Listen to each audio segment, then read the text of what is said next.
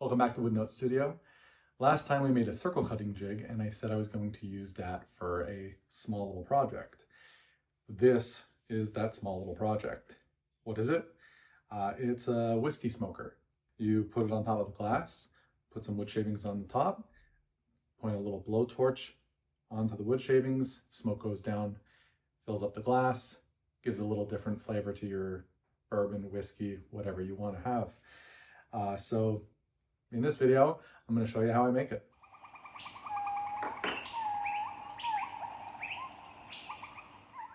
As you can probably already guess, this is going to be a very quick video. This is a little project that I thought I could batch out a bunch of bourbon smokers or whiskey smokers and show you the process in case you want to go and do this yourself. Basically, I use the bandsaw with the circle cutting jig that I made in my previous video, which I'll have a link below.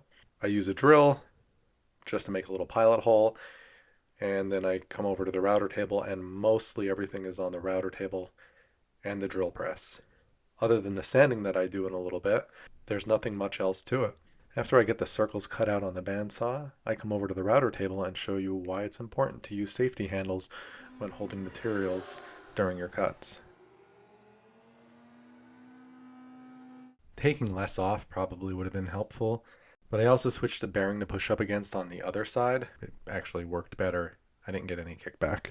Another little problem I started having was getting a little bit of tear out, but as long as you take your cuts slow and not too deep, you shouldn't come across any major issues with tear out. This rabbeting bit that I use is actually quite large, and I want it to have that indent quite small so it could fit over any size glass that's needed.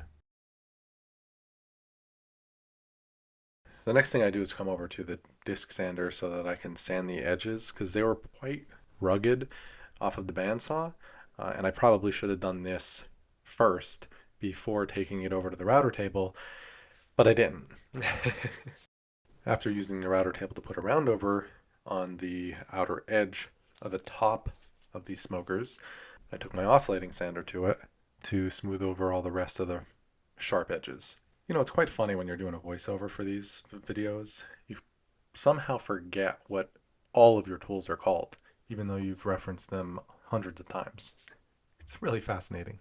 So now, because in the very beginning I used the very small drill bit as a center point on each of these, I'm able to come over to the drill press with two different size Forstner bits and drill the larger 1-inch indent about a 1/2 inch deep, and then the 1/2 inch Forstner bit the rest of the way, and keep it perfectly centered so that I can insert the metal screen that I use to hold the chips and prevent the ashes from going into the glass.